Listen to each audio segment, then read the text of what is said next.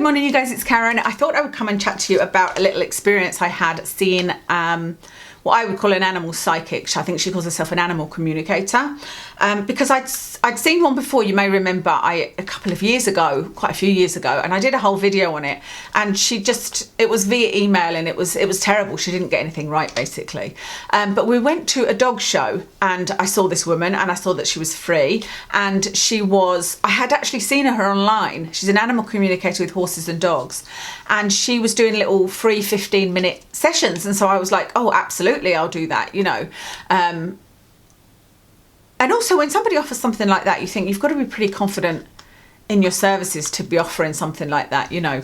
Anyway, so I sent Kev off to get some coffee, and he left Watson with me in this little, sort of like a little open plan shed that was at this show.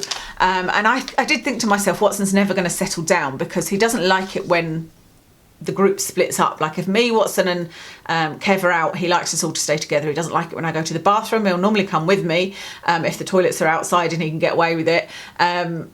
He doesn't like if one of us pops into a shop and the others are in the car. He'll just sit and wait, you know. So I didn't think he would settle down, but he did. He was happy to see the girl, which is another unusual thing, because Watson he's somebody that loves you.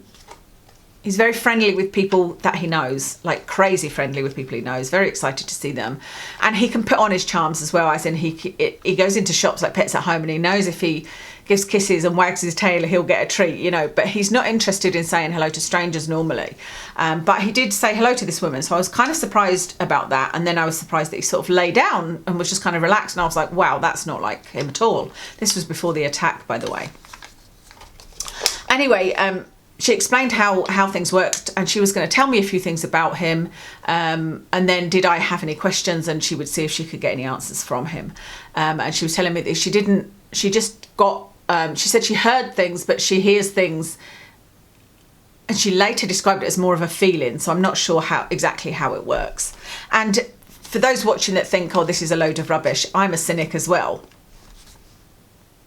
I am a cynic, but I would say I'm an open-minded cynic, in that I would love to be proven wrong. I don't want to be a cynic. I would love to believe.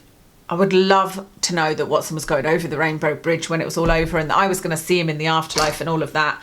But I don't know what I think. But I do know that dogs are like crazy intelligent.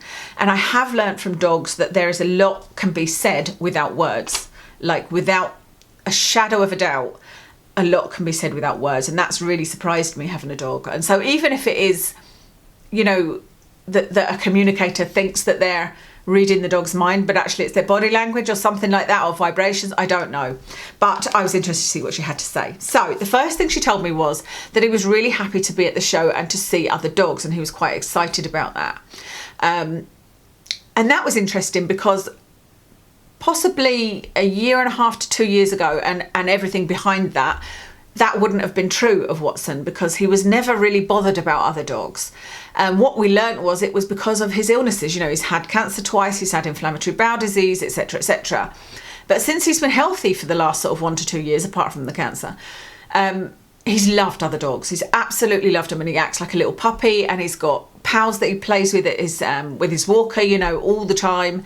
And so that was true, and he did seem to be pleased to see the other dogs. The only thing she'd asked me about him, by the way, she'd asked his name and she'd asked his age, and so I told her that he was called Watson and he was 8 years old, but I hadn't told her about any of his illnesses and all of that.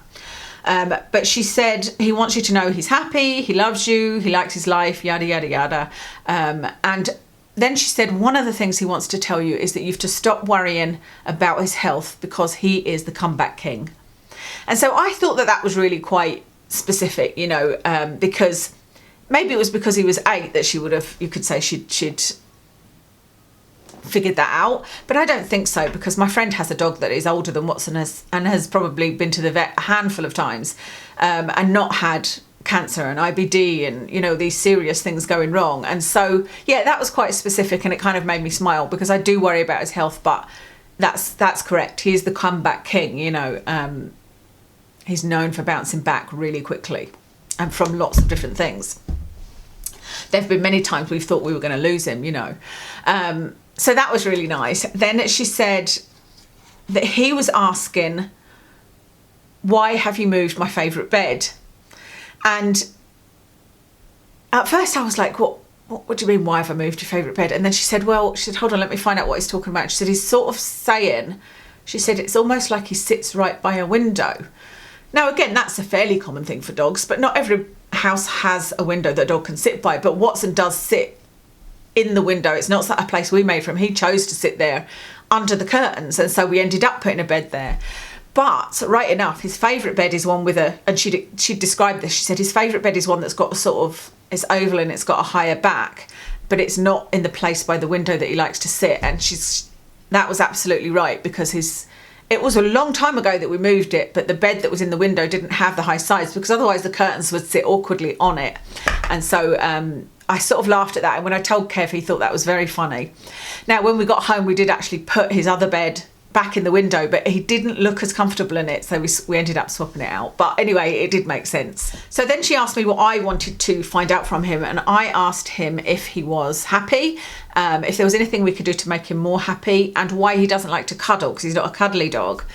And she said there's 2 reasons that he's saying he's not a cuddly dog. One, he said he's just not, that's not him in particular. He's a confident dog. He's not a sort of needy dog.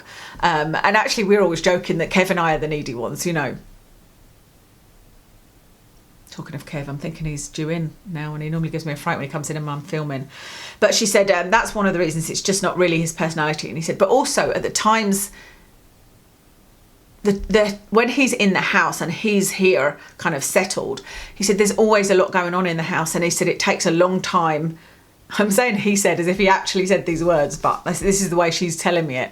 He said that it takes a long time for everybody to settle down and for things to become very relaxed. And so he finds it hard to sort of wind down and be in that place where he wants to have a cuddle, because, and you know, it's totally right, because I am literally up and down. I'm so fidgety, and like if I'm watching a program, I'm probably up and down 8 or 9 times going. I'm always doing something while I'm watching TV, and you know, it's not like just sitting, relaxing, watching TV. So I kind of understood that. He said there was nothing more that we could do to make his life any happier, but that his favourite thing to do was to go. And she was going, he's saying he likes to go. She said, I think he's talking about when he's going out with you and your husband. She said, but he's calling it, she said, I'm trying to think of the word. And she said, he's calling it missions. He likes it when you go on missions. And it made me smile. And again, my husband was it kind of touched by it, and he said, like me, he said, even if it's a load of rubbish, it's just a nice thing to hear, because what we go on our adventures, we say to him, do you want to go on an adventure, you know, and he'll cock his little head, and that's when we're going somewhere new for a walk, or not new, somewhere that's like a little bit further of a drive, so he knows we're going to be in the car for a little while, but we're going somewhere really nice.